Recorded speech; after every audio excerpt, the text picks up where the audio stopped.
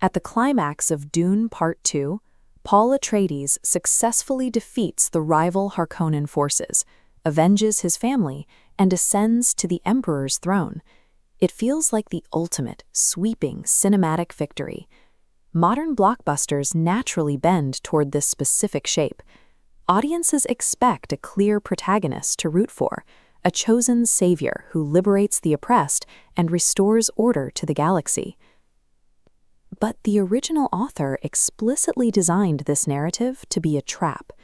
He famously noted that the difference between a hero and an anti-hero is simply where you choose to stop the story. This cinematic victory is the first movement of a more cynical design. By elevating the hero so high, the narrative ensures that the eventual fall is absolute. To maintain that heroic momentum, the film adaptation smooths over the darker edges found in the text. For instance, Paul's sister Alia remains an unborn, guiding voice in the womb, rather than the walking toddler assassin who executes the villainous Baron in the novel. The foundation of Paul's divinity is the Missionaria Protectiva. This is a system of religious engineering created by the Bene Gesserit sisterhood to plant legends and prophecies on primitive worlds over thousands of years. Paul's rise to power on Arrakis coincides perfectly with these artificial legends. His mother identifies the specific markers of the Missionaria's work, and they capitalize on those myths to manipulate the Fremen into believing their ancient savior has arrived.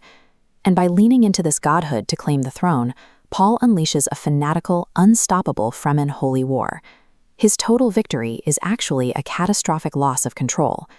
Fast forward 12 years into the events of the sequel, Dune Messiah, and the reality of that failure is clear. Paul's Fremen legions have swept across the galaxy, slaughtering billions of people in his name. We are told that this galactic slaughter is necessary to avoid an even worse fate. But if our sole source of information is an unreliable narrator, can we trust that the outcome justifies the means? This diagram shows the mechanics of Paul's prescience, the ability to see events before they happen. It begins as an expanding tree of infinite possibilities, but by fixating on paths he deemed best, Paul became a slave to his own visions, locking himself into a single sequence of events. His foresight is a self-imposed trap. Paul possessed the freedom to step off the path, meaning he remains entirely morally culpable for the ensuing atrocities. He simply lacked the strength to deviate from the horrors he foresaw. To understand the depth of Paul's surrender, we have to look at his fallen mentor, Duncan Idaho. Duncan is biologically resurrected by a group of genetic manipulators known as the Tleilaxu. They return him as a ghola named Hayt. A ghola is a biological clone grown from the cells of a deceased person, produced without their original consciousness. Hayt is a creature of absolute, deterministic genetic programming.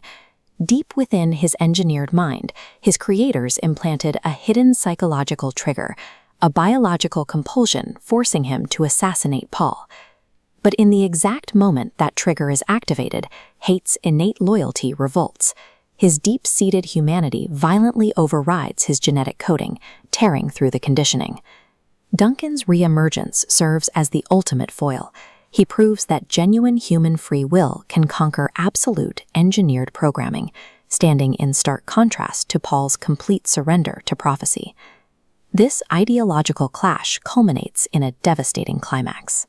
Paul's partner, Chani, dies in childbirth, and almost simultaneously, Paul is physically blinded by the blast of an atomic weapon. Rather than using his visions to artificially see and maintain his grip on power, Paul uses this total devastation to finally reject his godhood. He consciously steps off the predetermined track his mind demanded he follow. Stripped of his authority and his sight, he performs a final, poetic act. He adheres to Fremen custom, walking alone and blind into the deep desert to face death as an ordinary mortal.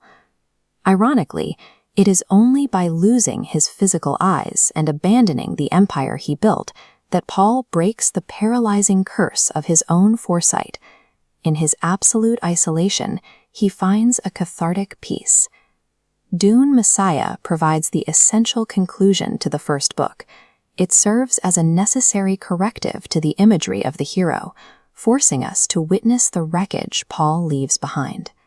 The author wanted to issue a stark warning against the magnetic pull of charismatic leaders. He saw profound danger in our societal urge to hand over critical thinking to flawless, messianic figures.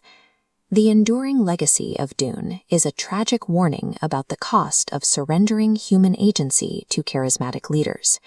It forces us to confront the catastrophic consequences that occur when a civilization places its faith in a manufactured savior.